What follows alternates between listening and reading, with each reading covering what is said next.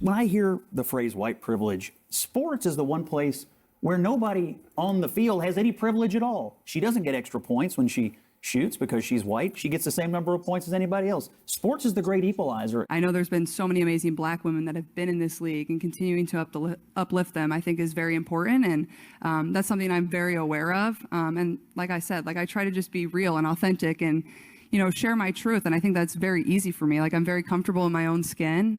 Share my truth.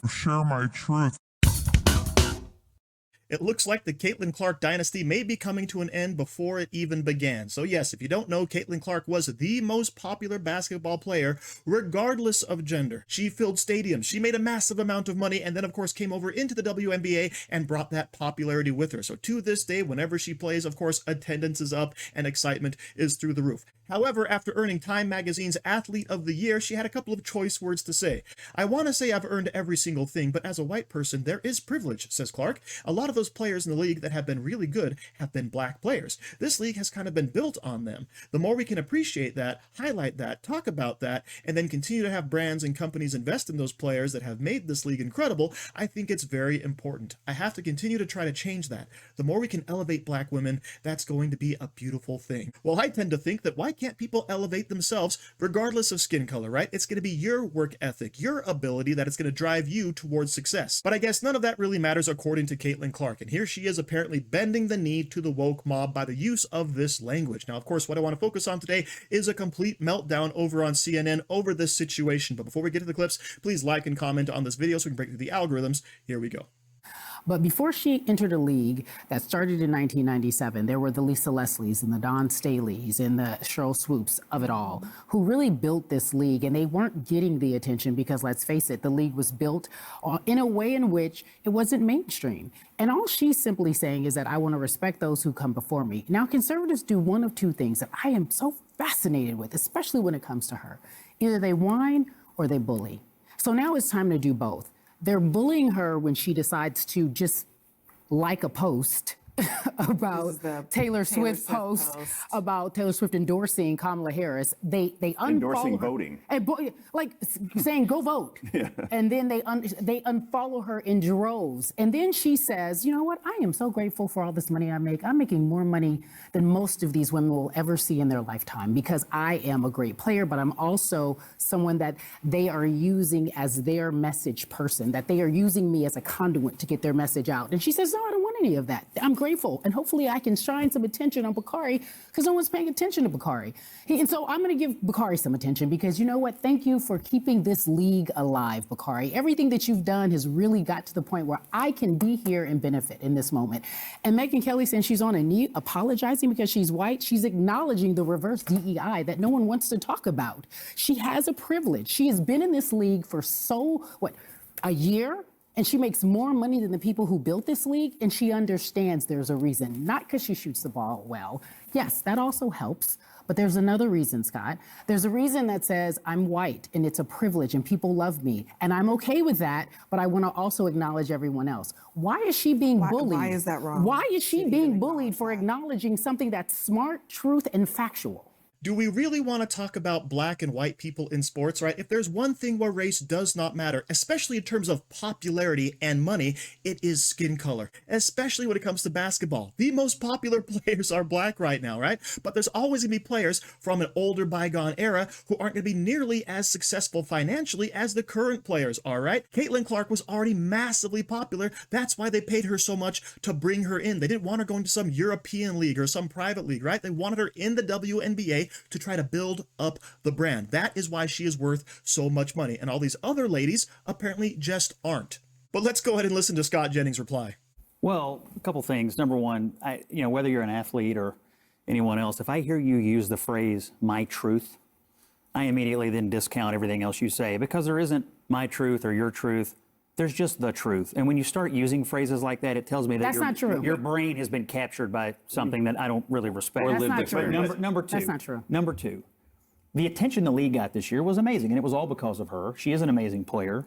The arenas were full when she played in them. The TV ratings were up when she was on television. That's undeniable. But the league still lost like $40 million this year. And it's never made money. And to me, when you're talking about having respecting people who built something, what did they build? A league that loses money every year? She has the capacity. What do you mean? to What did they possibly- build? What do you mean? What did they build? What kind of a business did they build? They've It had a doesn't make business money. model that has allowed women who have never had a professional sport here in America, in the United States of America, to play. They've kept it alive as opposed to sending them overseas. That's what she's built. That's what they've built. This is the problem with the conversation about race in this country that we've never tackled. Because there are two things fundamentally wrong with what Scott said. The first is when you say things like my truth, right, and you just tune that out. My truth is just vastly different than yours. It's not just the truth. In fact, one of the things I would like to just help you understand is that the definition of white supremacy, do you know what the definition of white supremacy is? It's when you feel like equality is oppression. And for some reason, it gets so entangled because people just simply want equality, and you feel like that's taking away something from you. I'm not dare saying that anybody at this table is a white supremacist, but what I am trying to do is at least educate you on what the truth is. And so we both come from different, we want the same America for our children, but we come from different places. We don't necessarily want equality. Some of us just want equity. So that's a very interesting admission. The league was not built to make money, right? It was purely built to give women the opportunity to play basketball, right? And the only reason they're able to exist is because of the money the NBA actually gives them, because otherwise this thing would flop on its own, except for possibly with Caitlin Clark and players like her brought into the arena, okay? But Scott Jennings makes the great point that, when you start using this language like my truth, right, and white privilege, these are all things that are basically brainwashing techniques from the left on people that don't know any better, right? So when Caitlin Clark starts talking about my truth, she's ignoring, yes, the simple fact there is only the truth. You can have preferences, you can have things that you believe are better for you than for other people, but there's only one truth objectively, okay? And that's the only thing that makes any sense. Scott, you're saying, but Scott, it's disrespectful for you to say what have they built. There are little children right now, little girls at home hoping that they can play in what they call the WNBA. And the reason why it's still up and still running, whether it's losing money or not, is because of these black women who are in this. Isn't it because of the investors? No, Scott, stop it. You stop it now. It's not. I was in Dickie's arena. Who pays for it? I was in Dickie's arena. It says more about the people who are getting offended by it than her. I think they're just disappointed that she appears to have been captured by the woke mob. You don't like the She's word. like Here's the disappointment. It's the white privilege.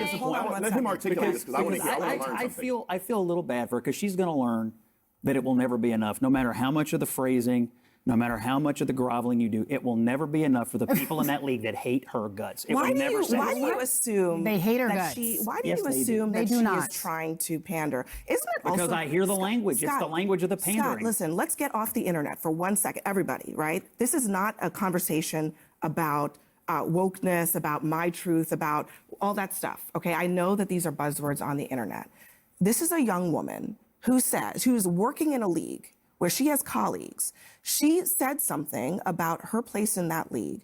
Why do you think automatically that it can't possibly be genuine? It's the equivalent of me saying, you know why I wanted to be a journalist? Because I saw Barbara Walters on television. Because I saw someone that I really admired and I liked the way she stood up for herself. It's the equivalent of me saying, you know who else I like? And go down a list of women who don't look like me, who do exactly what I do now, who gave me the dream, who gave me the opportunity. Now, that's not a terrible analogy, but it's not really accurate because at the very end, she'd have to say, okay, I got into news media because of Barbara Walters, but I only succeeded because I'm black. That's what she would have to say. That's essentially what Caitlin Clark had mentioned, right? It's my white privilege that allowed me to, of course, excel at everything I do. And I have to acknowledge that and now build up everyone else, right? And that makes zero sense whatsoever. But I want to go ahead and give the last word to Scott Jennings. Let's check this out. It's a good question. When I hear the phrase white privilege, sports is the one place where nobody on the field has any privilege at all. She doesn't get extra points when she shoots because she's white. She gets the same number of points as anybody else. Sports is the great equalizer, and it just felt like to a lot of people that she was groveling for no reason because she is an amazing player who deserves all the accolades she's getting right now for doing what she's doing for women's basketball.